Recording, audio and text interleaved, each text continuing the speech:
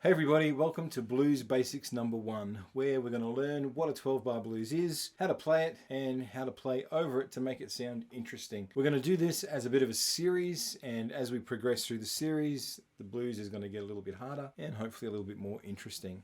So let's dive into Blues Basics number 1. So what is the 12-bar blues chord progression? To put it simply, it's a chord progression that's 12 bars long, and it consists of 4 bars of the 1 chord, followed by 2 bars of the 4 chord, another 2 bars of the 1 chord, and then the last 4 bars consists of 1 bar of the 5 chord, 1 bar of the 4 chord, a bar of the 1 chord, and then a bar of the 5 chord. What this means in the real world is if we were in, say, the key of E, which is where our examples are going to sit, you would have 4 bars of E, followed by 2 bars of A, another 2 bars of E, followed by a bar of B, a bar of A bar of E, and finally a bar of B to finish it up. Now that we know what our 12-bar blues chord progression is, let's have a look at how we're going to play it. Now to start our little blues off, we're going to use a simple cliche blues introduction. We simply place our middle finger on the 3rd fret of the B string, and we're going to play a triplet pattern, which is going to sound like one ender. And to play it, we're simply playing the B string followed by the E string and then the B string again. We then move our finger down 1 fret to the 2nd fret, do the same thing, move it down to the 1st fret, and then we play both the B and high E strings open. To finish it off, we're going to play this little C7 to B7 resolution. And to do that, we're just using a 3-note 7th chord. So we're going to place our index finger on the 2nd fret of the D string. We're going to place our middle finger on the 3rd fret of the A string. And our 3rd finger, our ring finger, is going to be on the 3rd fret of the G string. And we're just going to play those 3 strings. That's going to be our C7, and then we're going to slide down 1 fret, which will give us our B7. So it'll sound like this.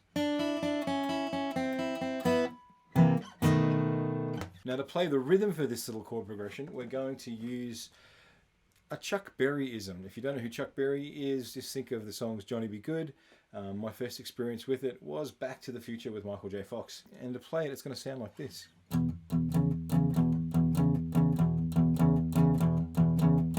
What I'm playing is an E5 chord. I'm simply going to place my index finger on the 2nd fret of the A string, and I'm going to play both the low E and the A string at the same time. I'm going to hit it twice. Then I'm going to take my 3rd finger and place it on the 4th fret of the A string, hit it twice again, and then repeat. And that's going to be 1 bar. So I simply do that 4 times. Now one thing you'll notice when I was playing it is that I swung it a little bit. So it had a little bit of a lilt or a waltz feel. So it's like a 1, a 2, a 3, a 4. You really want to think that while you're playing this to get the right sort of a feel. So I'll just play it for you once more. Now when we get to our A chord, which is our 4 chord, we're going to do the exact same thing, but we're going to take our index finger from the A string to the D string, and we're going to play the same pattern, but this time only strumming the A string and the D string. We then go back to the E string for 2 bars. Next up, we're going to play our 5 chord, which in this case is a B7 chord. Now remember from the introduction, our little resolution. We're going to hold down that same fingering that we did for the B7, except this time we're going to place our pinky on the 2nd fret of the high E string. It should sound like this. And so to play it, we're simply going to do 2 strums like this.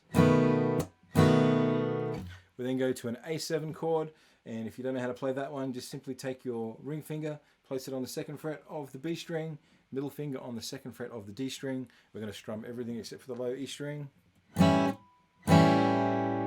And once we've done that, we're simply going to hit our open E string and play a little introduction lick again.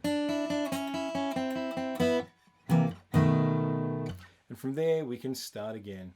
Practice that one, and I will see you for Blues Basics number 2.